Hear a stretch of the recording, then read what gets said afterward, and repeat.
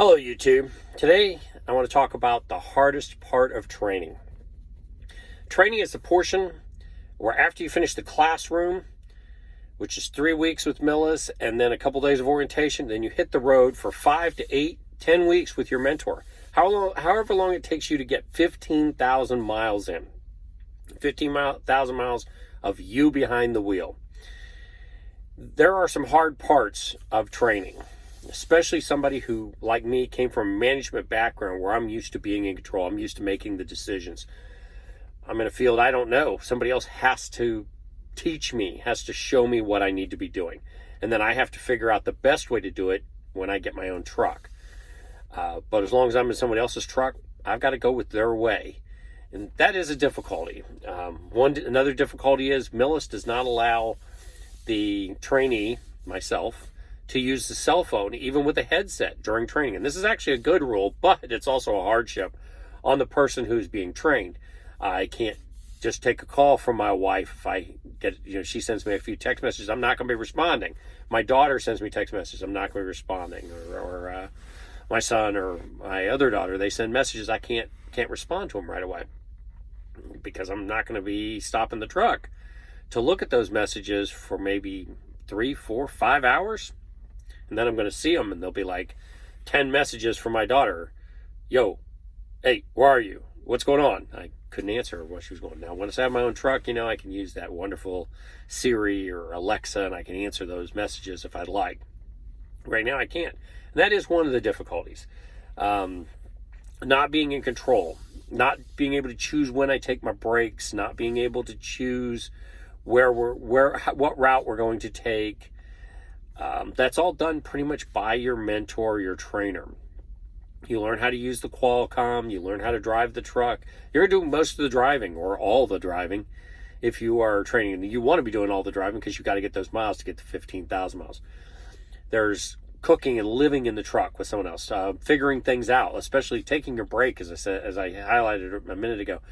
Taking your break is important. If we get started at 3, 4 o'clock in the morning, yeah, that's right. You got to learn to get yourself up at weird times. 12 o'clock, 1 o'clock in the morning, Myself, I'm great in the mornings. I'm a morning person. Where I have my issues is 9, 10 o'clock at night. I want to be asleep, okay?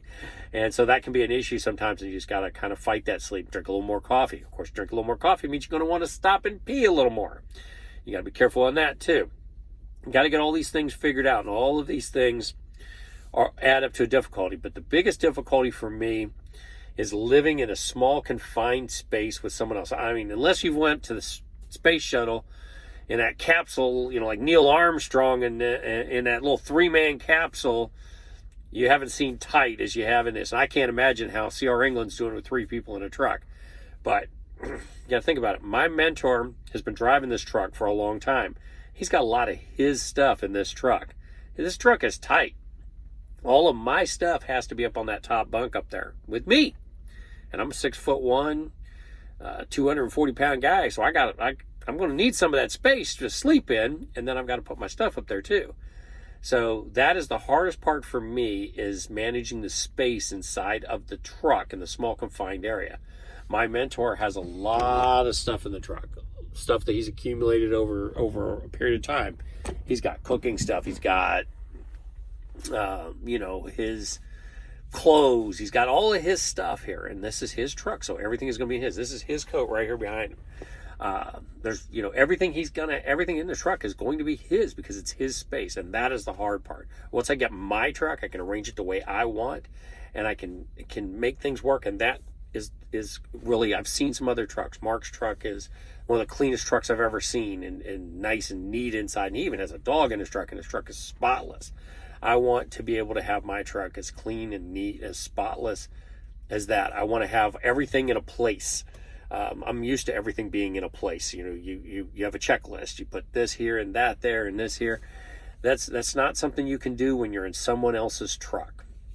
Thanks for watching. I'm gonna try to do some more content once I get my own truck. I'm gonna put some cameras in it, get some road footage, see some interesting things, and we'll talk about some different things like cooking in the truck.